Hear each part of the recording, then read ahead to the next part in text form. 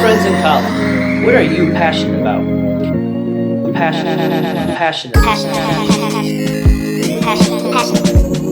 The Passion Show on CFRU 93.3 FM Guelph, Ontario. With Wizard. I'm a water wizard, Harry. With Hello world. You're listening to The Passion Show with Wizard on CFRU 93.3 FM. It is a do-it-together radio show all about passions and the people who have them. My name is Wizard. My name is SASHA Balazic. SASHA Balazic, you've Full done name. it. Thanks for having me, Wiz. Hey, it's a no problem. It's my pleasure. Welcome to the show. We go way back. We do go way back. We go all the way back to like 2014. It's true. That's a long time. I was your summer camper. That's right. Just And- only briefly. And briefly, we were also peers for a while. We were peers as campers, and then we were peers as counselors. And we were champions of the radio broadcasting program at our summer camp. It's true. We go back. Yeah, we have a deep connection to the concept of radio. Very true. In its most free form. Yeah, that was a really raw, that was true do it together radio. It's true. And, college radio is, people argued the epitome of raw radio, but until you've seen a summer camp broadcast, You have no idea. you have no idea how loose the hinges could be. Yeah, truly a closed loop system. And they broadcasted for a bit too, out in, this is Stokes Bay. Yeah, the donkey. The donkey, yeah. I guess I should introduce myself. Yeah, who are you and what do you do? Why are you here? Why am I here? Loaded question, obviously, for most of us. We got nothing but time. Nothing but time. My name is SASHA, and I'm a Canadian music producer, musician, artist, and label runner right now. A label runner, what? Label runner. We're 2 months into running Good Stones Calm Water Records. Oh my Lord. We got two official releases out there right now. Actually, technically one by a band called Wiles in Vancouver. You can actually check them out in this week's issue of Exclaim magazine. So we were just looking at that a second ago. Just looking at it.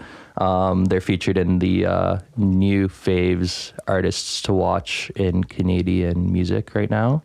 And that's been an initiative that, I started just a couple months ago that I've been, stewing on for a long time.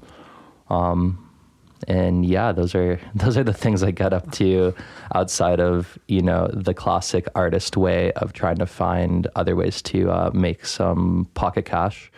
But, it definitely keeps me busy. And I am passionate about, I wrote this down so I could be like, at least to some degree eloquent about it. And, a lot of the people that come on this show are friends of ours. So I had the, advantage of dinner table conversation about the different things that people are passionate about and talk about on the show. And there was, qualms raised about just saying I'm passionate about music. I guess that goes all the way back to the pilot episode. Yeah, all the way back to the pilot episode. People. And, to put like a spin on it and tying it into, what I do, producing music for other artists or manifesting my own art or, uplifting art through putting it out on my label. I feel like, where I'm at today is a culmination of a passion for preserving, amplifying, and manifesting Canadian independent music. Preserving, amplifying, and manifesting Canadian independent music. Gorgeous. Yes, I've never sir. had an episode title handed to me on a silver platter. Yeah, quite like go. this. Yeah, and I feel like I had a prepared spiel a little bit, but I guess to get the ball rolling. This is incredible, by the way. This is yeah. so. Here we are in a college radio station. Yeah, right. And The set and setting is matching. And it's amazing because you, Wizard, are a part of the fabric of my passion. because when I was a 15-year-old and 14-year-old, I didn't play music, and really, at least in any meaningful way, not even arguably, objectively, I didn't play music in a meaningful way, but I did love it, and I listened to what was on, you know, like Indie 88 or like these more Classic. mainstream leaning indie radio stations. But Wizard, with a handful of other people, including my parents and some other friends, was like a super early champion of showing me the varying degrees of niches in Canadian music and putting me onto a lot of really thoughtful music. And from Wizard, that culminated in like a 3-page pamphlet type handwritten thing. Oh yeah. With like maybe about 100 artists, ranging from Animal Collective, who was the first time I heard them at the time, but also, you know, Canadian independent music greats like Godspeed You, Black Emperor, who was also new to me at the time. And I felt like that was a key pivotal moment for me to be like really sparked in a new way, to be like, oh wow, you can make anything. Like music doesn't have to necessarily sound one way. Doesn't have to sound one way. And, you know, mainstream radio certainly shows you a picture of a certain like homogenous sound of music, but people like Wizard and, you know, our friend Mootsie, who plays bass in my band Tractor Beam, and, you know, my friend of the show, you know, my dad and my mom both being, you know, artistic and, you know, CD and record collectors. I think between like the 4 or 5 of those people, I like was able to feel really, I guess, like liberated in my passion, because I felt like when I didn't feel like I could make music the way that I heard it on the radio at the time.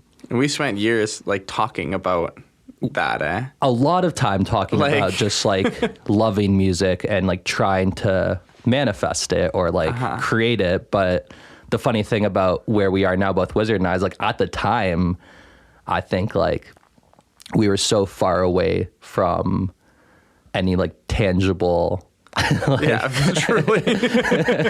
Yeah, like I don't know, like you know, but I think that's where like the passion starts, is that it was like pure passion, because there wasn't one like drop of like adulterated, like it wasn't necessarily adulterated, but like it wasn't like watered out by any sort of like want or you know, any outside influence. It was like a pure inner. Yeah, and there was no like financial connections or anything at all, no, or even metric connections. You know, like I think, you know, making music now, even just like running the label, we met with a PR agent for Wiles recently because they had reached out from the UK, and it's like they're pulling up this metrics online platform called Chartmetric. Oh, sounds fun. Yeah, sounds fun, right? And it's just like this gives like artists this aggregated score, like popularity rating, and then like it equates to their, you know, ability to get on editorial playlists or get posted on like festivals or whatever. And I hated, you know, I hated hearing about it, and I've known about it in the past because when I lived in New York, I would meet like friends' managers at bars, and they would like be dropping Chartmetric scores to their friends just like over a beer. Like one of my friends, who I won't name just for the sake of like preserving the passion of not getting into metrics too much, but like I was at a show in New York with my friend, and the manager comes up and they go, "Oh, hey, like I saw on Chartmetric that you went up from like a 51 to like a 53. Like people are talking." And I was just so bummed out because I guess like when we were 15, the concept of like chart metrics was so far away from my like viewpoint. And we were only concerned with like the content and beauty of the albums that we loved. Exactly. We're like, I want to make that. I want to be part of that world. Yeah, like pure like emotional depth and artistic depth as the only metric, and that metric being shown only in how it made me feel, not anything else. And it's okay that we're at a point now, both of us, where we think about those things a little bit more, because that's growing up and that's trying to manifest and amplify your art. It's important to be aware. Like I can't run a label and work with artists and tell them that I'm going to do my best to give them a shot to make their project sustainable without like even considering the fact that all these like scummy managers and industry people do look at things like chartmetrics.io or whatever the heck it's called. Because that's how it loops in. It's like we want to hear second albums from our favorite artists, and in order to do that, they need to make a living. Exactly, and they need to buy themselves time and resources because, you know, as much as we love a lot of DIY projects, a lot of our favorite albums were recorded in studios. Exactly. And we're produced by, like, you know, John Congleton or, you know, X, Y, and Z, like, you know, name known producers, at least to some. I'm sure most people don't give a crap about anyone not named Jack Antonoff as a producer or Mustard. It's like, oh, music producers, you mean Mustard? Who's great, by the way. But, you know, I think like just, you know, going back to, you know, the DNA of us like getting here, and the DNA of like our country getting here, and, you know, part of my passion being like the Canadian aspect of it. I wanted to talk a little bit about like the importance of the CRTC. Oh yeah. And like how that kind of like personally affected me, because so for those of you that don't know, the probably the vast majority of my dear friends, the listeners at home, bless their souls, they know a lot of stuff. It's true. And but, you know, yeah, the governing bodies aren't necessarily meant to be at the forefront of people's heads. That's not the objective. No, and if they are, they're probably not doing that's not a good sign. They're meant to be invisible hands. And the CRTC is the Canadian Radio, Television and Telecommunications Commission. And in the 90s, they set out to create a few mandates that really changed like the fabric of, honestly, a lot of Canadian music, but more tangibly, like it honestly like changed the ability for myself to see possibilities for Canadian artists that were successful beyond just the Canadian circuit or whatnot. And a lot of things that they did at that time was create a mandate to have 35% of the music that gets played on the radio in Canada to be Canadian content. Often abbreviated to CanCon. And so when you hear us say that, that's what we mean. Exactly. And CanCon at the time, like this mandate, I only know about this from like the way my parents speak about it and the way I felt about it when I was like an early kid through just like hearing adults talk about it was like, it's BS. Like, they're like, I don't want to turn on the radio and have to hear 30% Canadian, 35% Canadian music, because listeners felt like that was like an unproportional, you know, makeup of a radio episode, and that they felt like the rhetoric was like, the Canadian broadcasting is diluted because we have to play 35% of our own music. God forbid you hear some small Canadian artist making interesting stuff. Exactly. God forbid you hear stuff that's not like out on, you know. I think the reason why people get so done up about it is because the story that I heard told was that the only thing CanCon did was make it so that 35% of the radio was bare naked ladies. And I think that's because of that. That's just the it was true at the people time. Are tuning into. Yeah, it's true. And I think like it's true. Like I think for me, I resented as a kid that I was like, I heard a lot of Drake, and I'm a Drake fan. You know, derogatory, I guess, right now.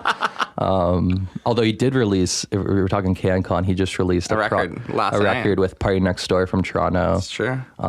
It's got some heaters on it. Yeah, I was listening to it and actually felt like myself like smiling. I was like the comment section on YouTube, like people being like, yo, Drake's floating on this beat. And I was like, yeah, he's like, thank God he's like at least pushing through. I mean, we won't get into like the politics of Not Like Us and I'm not out here defending any person. Any allegations. Any allegations, absolutely not. But, you know.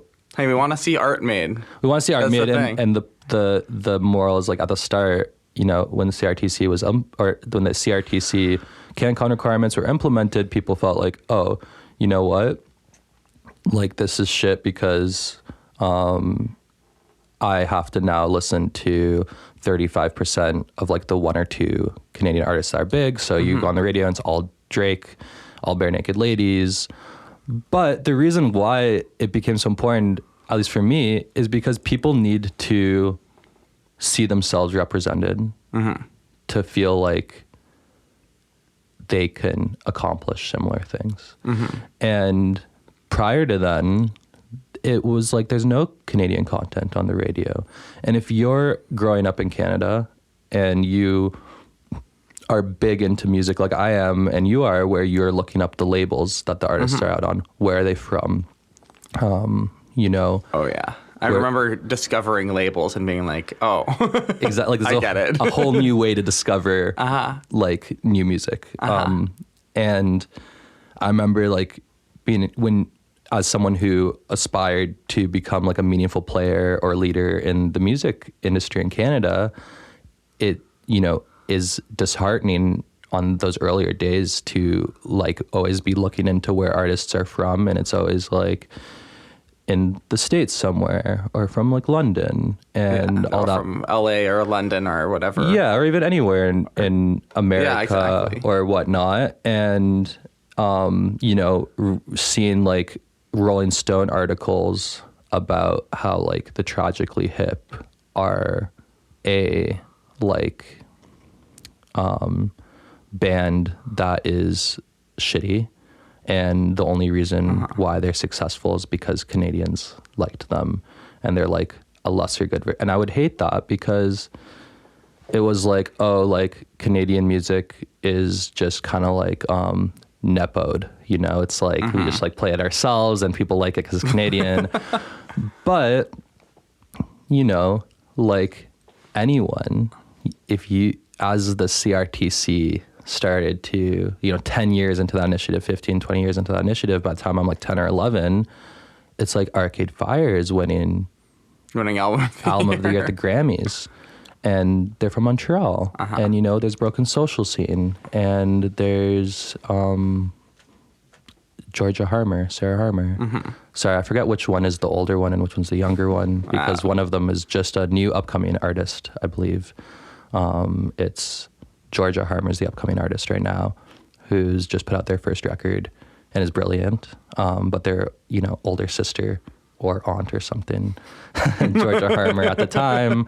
You know, Eric's Trip getting signed to Sub Pop and like all these stuff happening with Canadian artists where by the time I was like 13 or 14, it didn't seem like a lottery pick to be an impossibility. And now we're in a position where like our friends are making meaningful impact as Canadian artists in it. But I don't think this happens as like effectively for any of the things that I've been able to like at least make progress in my career so far. Reluctant to say accomplished just because like I feel like I'm still just a baby out here trying to, you know, learn how to walk and then run and then hopefully be a fully realized 18, you know, metaphorically speaking, an 18-year-old. I'm older than that now. But hey, you're accomplished in the world of making music that impacts people in a meaningful way. Hell yeah. No, you see my tractor beam digits, I put them up. No, I really appreciate that. And I didn't mean to like sound, I guess, like deprecating because also like... But no, there's like the line between humility and... Yeah, just being like, you know, I'm so proud of the fact that I'm even out here making music that like anyone listens to because I like couldn't play with an anything degree to being in time or the right notes or like even now it's like a 16, 15-year-old. Like it's not like, you know, so just making music is great. But also just like, I think like humility also leaves room for you to like have more to accomplish. And I think like in the spirit of growth and in the spirit of wanting to like, I don't know, in the spirit of wanting to have like a long life that's meaningful, it's like nice to feel like I haven't done a lot. I don't feel like it's like a deprecating feeling. Right? I feel like it's like, wow, like I can still play the game for a while because I'm not like the quote unquote game of just like trying to better yourself and grow and like make steps forward. It's nice. It's knowing like, oh, the shows I'll play, the albums I'll make. Like, yeah, exactly. I still get to figure them out. Exactly. I still get to like we're climbing together. Imagine walking into the climbing gym and like going up to like the highest level on your first day. I'd be like, okay, now what? Like, you know, and obviously it's like really nice of a thought to have when you're at like a blue because, you know, you need to like, you know, just make yourself feeling good and feeling, you know, capable is like how you become capable, which goes into the CRTC. Looking at all those colors is the fun. Exactly. And like being an indie Canadian musician and looking at all the milestones that you can reach. Exactly. And like seeing bands go from like a Juno win to then like Grammy wins and like, you know, steps up like that, or like always rocking like a bunch of like underrated records in, you know, the CanCon sphere, and definitely like broke through in America a bit because they're on polyvinyl. But then it's like just recently now they put out Blue Rev and are now an amphitheater band and like still have it in them to become an arena band to some degree. I mean, it's rare that any like shoegaze leading band will become an arena band, but you know, I mean, like opening being an amphitheater band. Amphitheater band is like the top is like that's amazing. That's yeah. And that's something to shoot for. It's something to shoot for. Pretty much all my favorite bands are playing that kind of. Exactly. And there's so many examples now of Canadian bands or artists that are in that circuit. So many, but there wasn't. I think the important thing to remember if you're like listening to the radio right now, if you're a college radio listener that's at least anywhere near or under my age, which is 26, is like, this is new. This is really new in the fabric of 100 years of broadcast media that, you know, people that are Canadian are, you know, consistently around and proportionally represented in the professional like music circuit globally in North America. And that's because of college radio and because of like CRTC and CanCon. And I think like if I'm passionate about manifesting and amplifying, you know, Canadian music, is like, I feel like there's still more that we can do. I have like I used to be part of like I am now a music producer and artist and I guess a businessman to some degree with the label. But I started out as a programmer before, I guess after my summer camp days with Wiz over here. I was a programmer at CITR in Vancouver. Yeah, the iconic CITR with Home of Nardwar. Home of Nardwar, the human serviette. Who I had the very nice pleasure of meeting a couple times and does not disappoint. He is in character, as in like his own internal character and internal personality is so authentic that when you talk to him, you feel like you've gotten a piece of the Nardwar that you see online. Man. Because he like made me take a photo with him in like a good way. Like I was like, hey Nardwar, it's really nice to meet you. I'm like just a programmer here.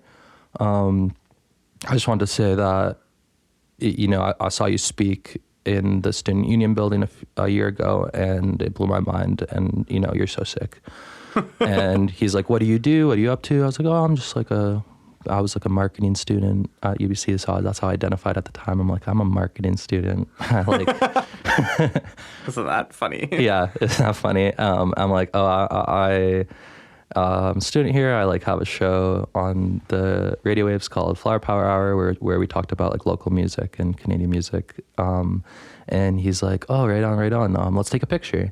I was like, oh, it's all right. Because I felt like everyone at CITR had like these like pictures with Nardwar. So I didn't want to be like... Well, just one of those like, oh. Yeah, I didn't want to like... I wanted to give him like the grace of just being someone who comes into a volunteer radio station despite having the platform to, broadcast on Apple Music if he wanted to, or have a Sirius XM show. Yeah, he could have a show anywhere. Yeah, but he came in, so I wanted to give him the grace of like all the other, like I guess appear to some degree.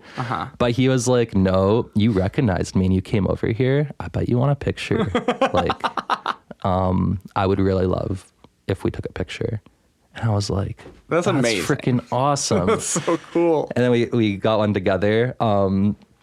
But where I'm going is that I think there's like more that we can do for like mandated content requirements in the spirit of like creating more, equitable programming and representation, because as now that we have like these benchmarks that have been successfully like met, like CanCon requirements, like CITR where I was working at the time had a few like additional commitments that extended to FemCon and QueerCon, BIPOCCon, anything underrepresented. That's amazing. Which is amazing. And as a listener of CITR and a program there, I didn't find it like, sure, the first times that I'm broadcasting, I have to change the way that I look up artists. But I'm a white dude. I should have to change and think it differently. It was great to have to think differently and be like, where else can I look for music other than the same places that I always do? And not to say that I always played music by cis white guys, but I wasn't meeting the content requirements that the CRTC were like putting out there. Not the CRTC, like our radio station was. I mean, I wasn't until they put them in, and then I was. And then it just gets ingrained into you that you're listening to it and loving it, and then you're looking and you're finding and you're enjoying all this other stuff. And when you're an underrepresented artist, me in some ways because Canadian, but not in other ways, but they're, being underrepresented is a spectrum. And if you're on certain ends of that spectrum, like how important is it to just like hear on the radio a band that's helmed by people that like look and act and believe in the ways that you believe. And in 20 years from now, it won't be like, you don't need to meet these requirements because these proportions exist already.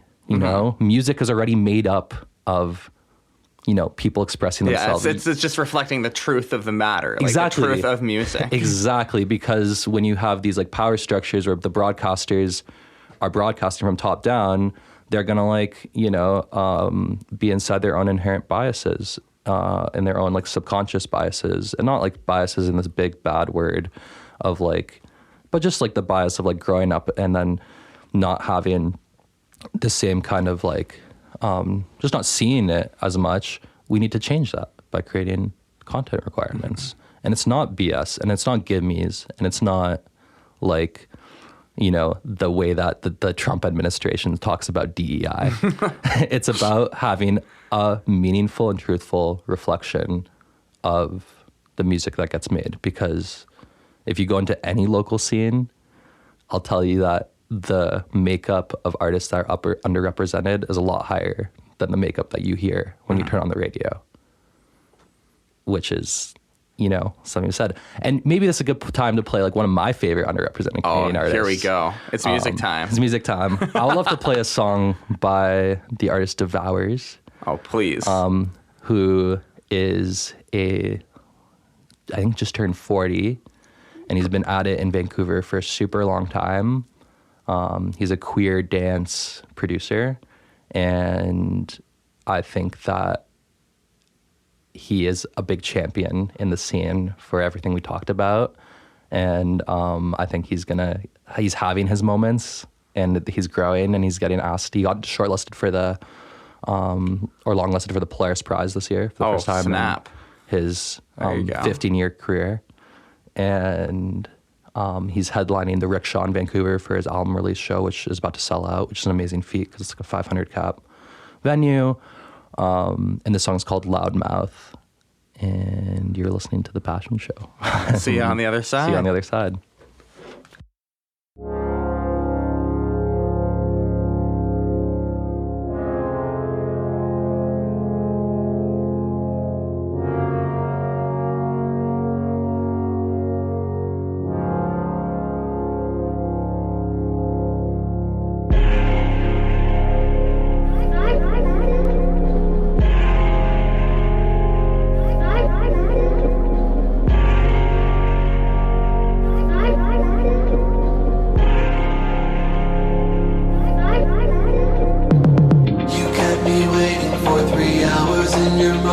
home. Then I forgave you cause you brought me a koala cone. You're every star in the American flag. I'll move to Bellingham and live in reverse. You won me over when you picked me up at 3 a.m. And then you lost me when you called me out for acting femme. My biggest fear is that I'll settle for a deadbeat if he's gorgeous and I don't know my worth. I'm living on top and I need help. I wanna get fucked in a treehouse. I never speak up, you're a loud mouth.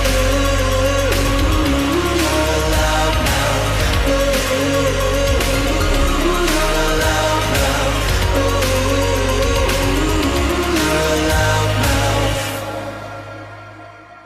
You reek of chemicals and only shower once a week. And yet my body starts to seize up when you fall asleep. I'm in my feelings when you're grieving, it's a risky affair. You won me over when you bought my mom a Christmas gift. And then you lost me when the liquor started kicking in. There is no feedback in the static, you're my driver and I'm here because my judgment's impaired. I'm living untucked and I need help. I wanna get fucked in a treehouse. I never speak up, you're a loud mouth. You're a loud mouth. I'm living untucked and I need help. I wanna get fucked in a treehouse. I never speak up, you're a loud mouth. You're a loud mouth. You're a loud mouth. You're a loud mouth.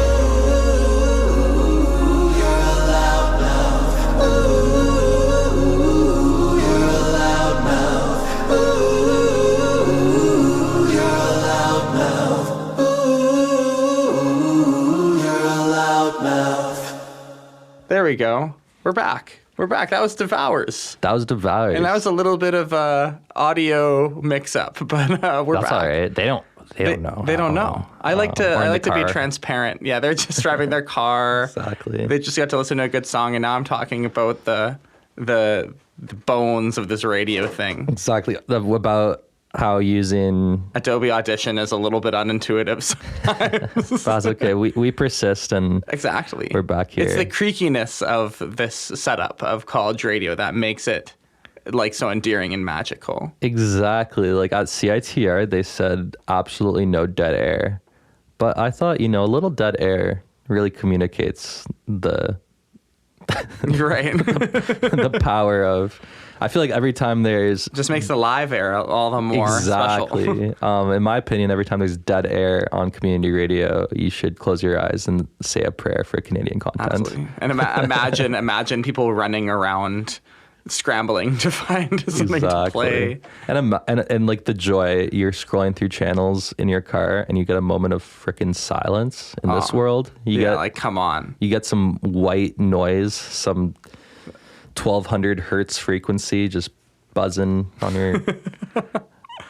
Yeah. It's a special thing. It's a special thing. Special Silence thing. is a special thing. And that was a special song. I really It is like a special that. song, yeah. It's got some good texture. I love like those like icy background synths. Yeah, it's kind of like And with, like, M83 warm exactly. a little bit, and like a little bit of like Age of Odds, Sufjan Stevens, but then mixed through this like he's like what he's like Galian pop is what he self-describes as, but through this like very unapologetic club queer voice that like ties these like Sufjan Stevens and M83 and does its own new thing completely it bangs. It bangs. It bangs so I hard. love lyrics written like that, like the super just like earnest, Yeah, totally. kind of funny, but also just like it's pretty straightforwardly. This is what's going on for me. Sorta Exactly. Like writing. this like authentic I want to get boned in a treehouse on the chorus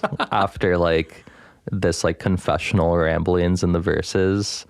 And then yeah, it's cool. I think like if you liked that, I really hope that you go check out all of Devour's music and That's what I'll show be up. doing. Yeah, please do. And you know, I think he'll come to Toronto at some point. I know he did last year. And when he does, you know, go support because he's still at the stage where like every ticket that gets sold. Yeah, I betcha he's playing cool spots in Toronto. Yeah, and he just like I remember just recently reading on his like socials that he's just like recently made the transition to like he finished up his other job and now he's like actually like full-time working on his music right now. Blessed. And you know, still at state, it's like every ticket like really matters. If you're listening to this and you see a Devour show playing around, like go support the guy, you know, go buy a ticket, Count me in. buy a record, buy a CD from that guy because Sign me up.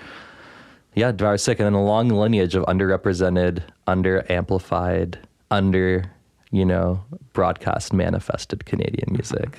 Because, you know, if you size up your favorite Canadian artists that aren't like Drake or something, like just like go look at the average monthly listeners of like your favorite underground Canadian band versus your favorite underground band from like anywhere else. And like the metrics speak for themselves, you know, like it's just like, just a little bit less push. People can't hear what they're not exposed to. You Exactly. know? People And not everyone is addicted to like absolutely trolling through the online world, just like No, trying to find this stuff. exactly. That's why we wind up as college radio programmers. Exactly. So people can hear the good word. Exactly. And, you know, just like it's like big to even just like tell a friend about music that you like because That's what we do. that's what we do. That's what we came up on. That's how we True. became friends. It's true. That was our connection. By telling each other about that Cool stuff that we cool stuff. found. Yeah. My favorite website for discovering stuff used to be Sputnik Music. Did you ever? Yeah, use you that put me onto forum? that. I've like used that because it's like people can counter review. Yeah. Which is cool. It's like more of like an online forum type reviews. It's like they have editors. It's like very janky. Yeah, that the will website review. design is still the one they had back then. Yeah, exactly. It's like almost Yeah, they have like volunteer staff. a volunteer staff, and then like users can like go on and like counter review something. So you'll see like a 5 out of 5 star review for like an album, and then you'll see like a 2.7. Someone being like Right below. actually, I or like disagree. vice versa, which is great too. And you can like read what they say and you know make your picks accordingly of like what you want to check out. But ultimately, you should just like if you have the time and you're like spending time listening to music, just like check out whatever you come across because It's true. you're Even just like getting on YouTube. Yeah. Like, YouTube's amazing for finding stuff. You're the captain of your own music discovery ship. You know. Yeah. Here's a kind of funny thing. Yeah. When I started at CFRU, it was not with a show. I always knew I wanted a show, but I thought it'd be kind of bold for me to walk up and just say, like, give me a show. And you could have. And I could have. and it's just like my own character that I Totally. didn't do that. I was like, I'll do something that they want because what they really wanted at that point was just like programmers for their CFRU selector is what it's Okay. called. And it's just like where they have people make up playlists of new music and cool.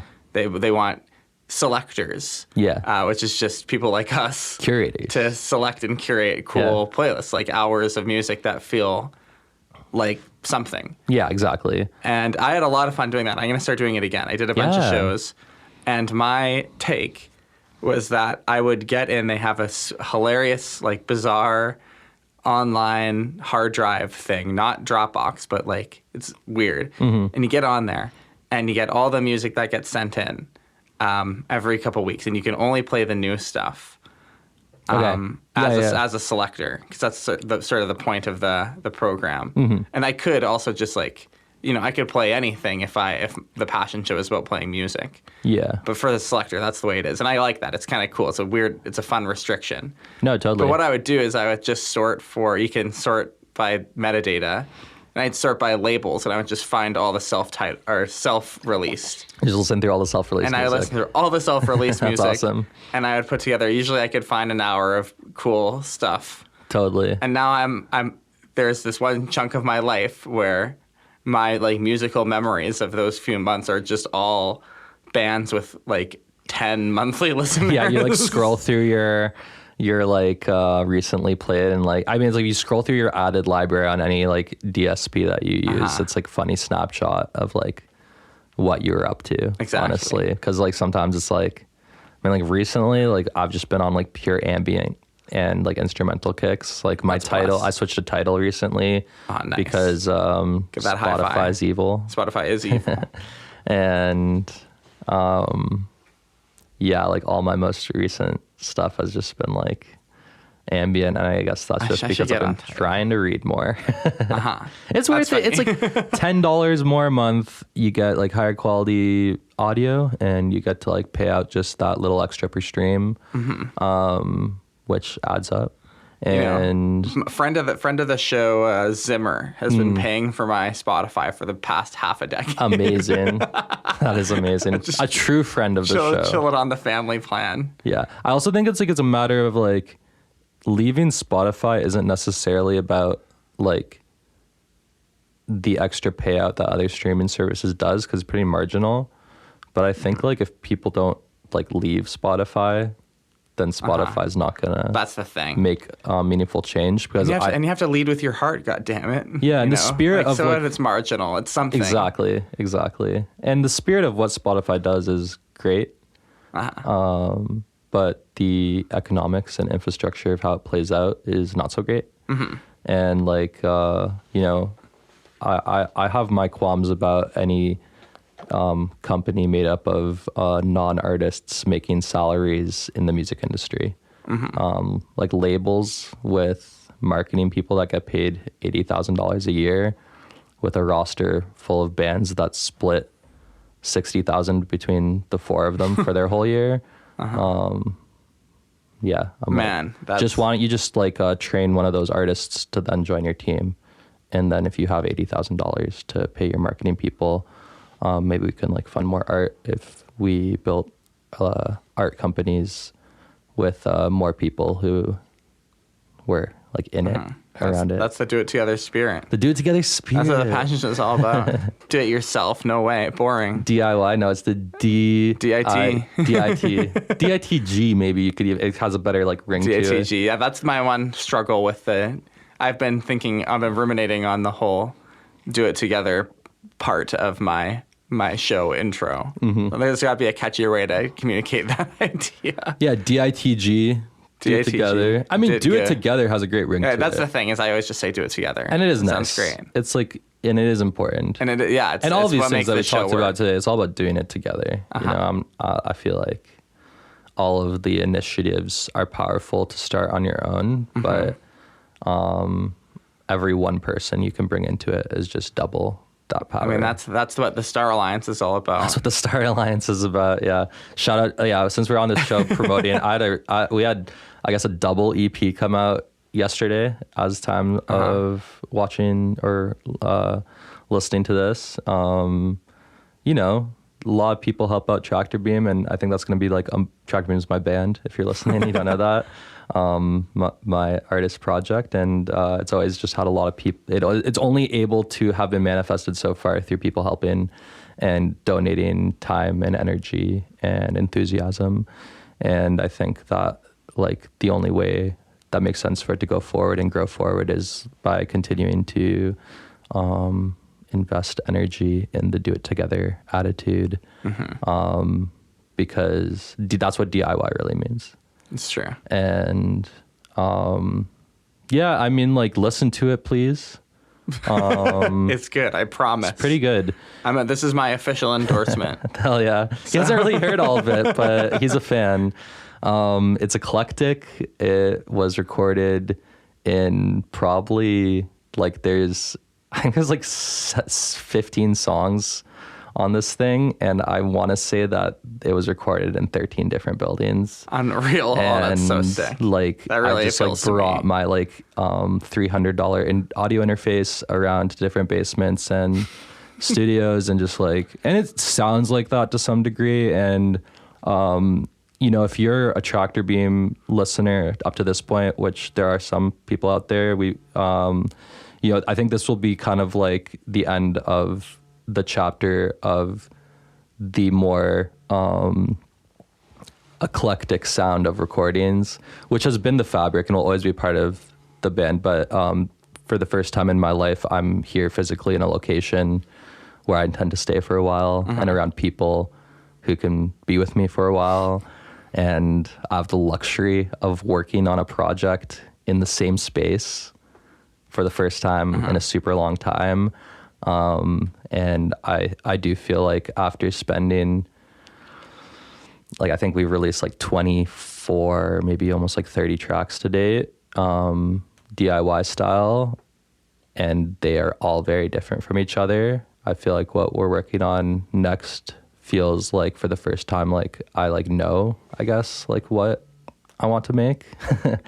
And I think that if you're into music that's just about like searching and exploring, you'll like this Tractor Beam project, because there's not two songs that sound pretty similar to each other.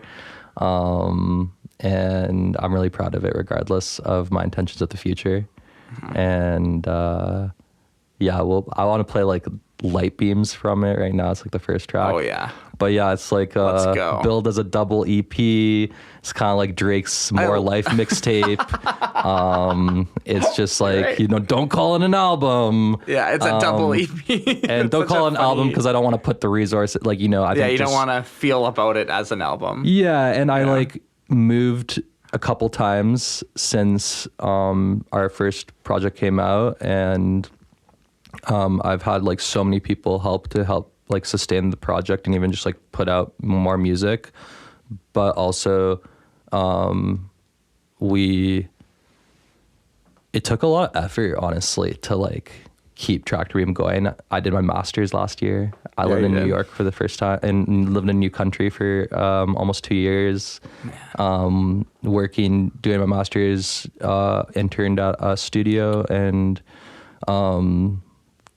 just like, I think like it was the hardest time ever since like manifesting wanting to make music, to actually like, you know, like finish songs. And I think that's what I hope that the project sounds like, some sort of perseverance. It's like, we went to basements with my recorder. I'm so excited to hear this. We like sacrificed like, whether it's just like having drum like, it's just all very different, but it all is just like a product of being like, I'm not gonna like let any of these barriers to continuing to manifest these songs stop me. And that's always how it's gonna be, and it's how you learn, how you get better. And I think if you like listen to all these songs, you'll hear like a lot of possibilities of what Tractor Beam will be in the future. And yeah, I hope it reads as a prologue. Perfect. To the future of the band, because like I said before, you know, in my head, partially for humility, but partially for ambition, I like to think, and partially for ego. All these things combined, the human makeup. Beautiful things, all three. All three are beautiful and human altogether. And you know, I like to always just say, like, there's just so much more to come, and so much more to change, and so much more that you'll hate, but so much more that you'll frickin' love.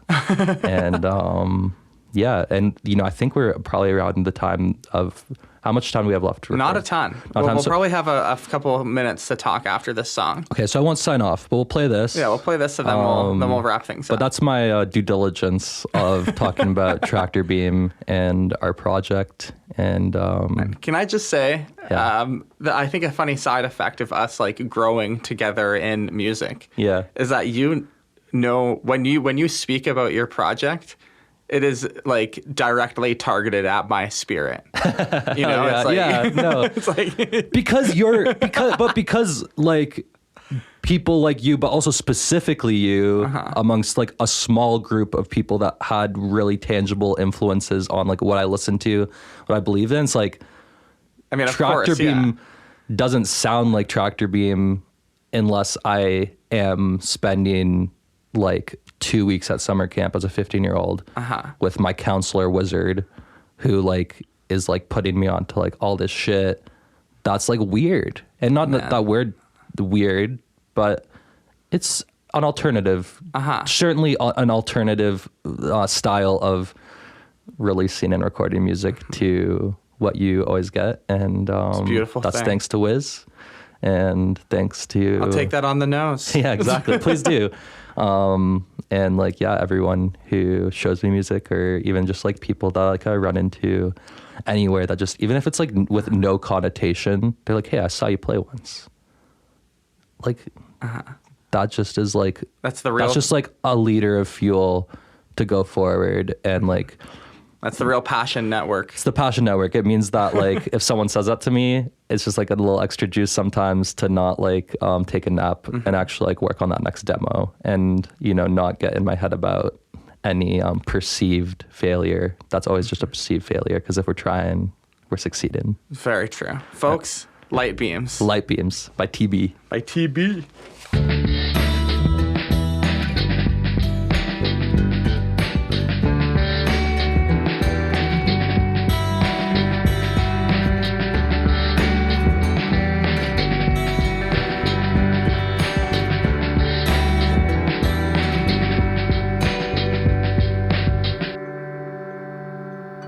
It's light beams projecting, and angels protecting my friends from suffering, our hearts from hurting.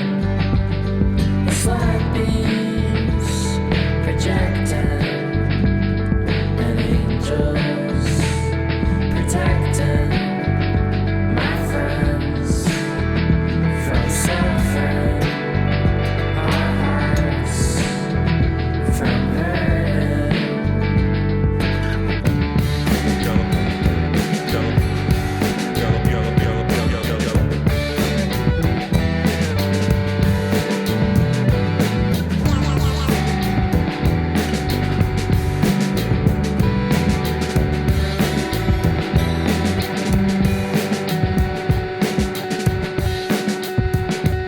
It's light beams projecting, and angels protecting my friends from suffering, our hearts from hurting.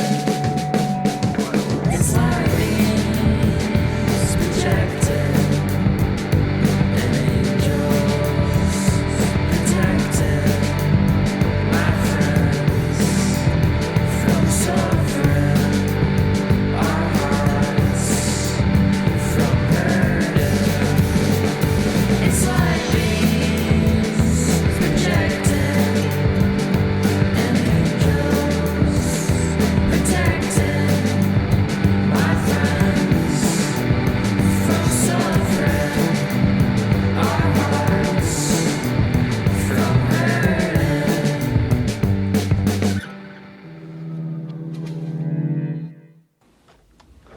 Wow. Hell yeah. Light beams protecting. Exactly. Angels. Yeah. Light beams Projecting. projecting, angels Angels protecting protecting my my friends friends. from suffering, our hearts from hurting. That's beautiful. That's And the mantra. that's the Tractor Beam mantra for the last record, you know? That feels so good. I love like mantra-esque songwriting. Yeah, right? I feel like I actually had a verse on both sides of that song where like I talked about like kicking it with my buddy Ty, like the old Beautiful. days, and talked about like my mom having her own emotional growth that I've witnessed recently, and just like, I don't know, just like feeling better.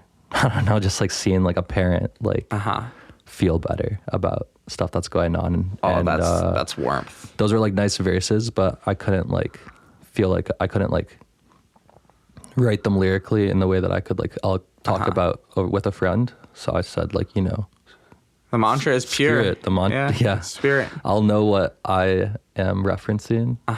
But for anyone else that listens to it, It's implied depth, It's in the song. Hell yeah. It's in the song. Like, let's be real. All that, what you just said, is in the song. Yeah. I love the way you produce drums also. Thanks, man. Like, man, that's so, like, they don't do it like that anymore. Yeah, I really appreciate that. And, my due diligence, too, on that note is, like, if you're a Wellington-based artist or a Guelph-based artist or a Toronto-based artist, and you're just getting started or you've been getting at it, just hit me up on Instagram if you want to make a song.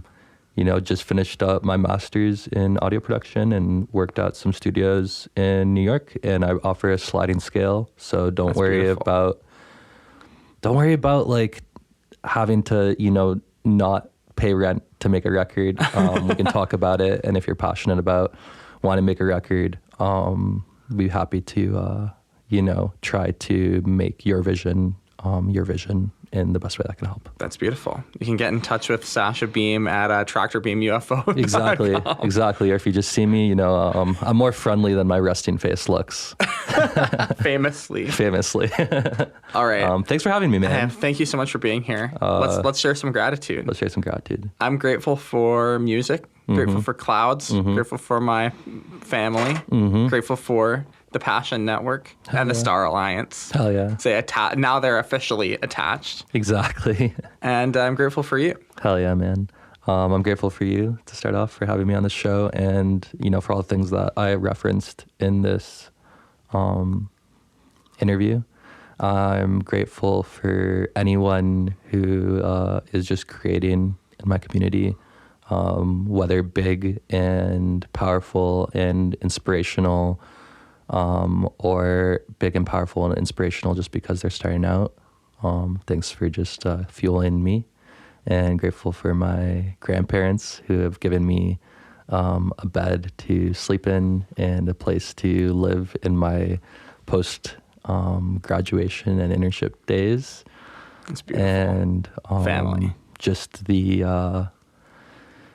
the infinite light and this bright land of Ontario and Canada, which it's the spot. It's a great place to be, and whatever your worries are nationally or economically, this country is a privileged place to be, and I'm grateful to be here again after living in the States for a couple of years. Beautifully said. Yeah. I've been Wizard. I've been SASHA Beam. Thank you for tuning in, and remember, only love will stop the killing. Over and out.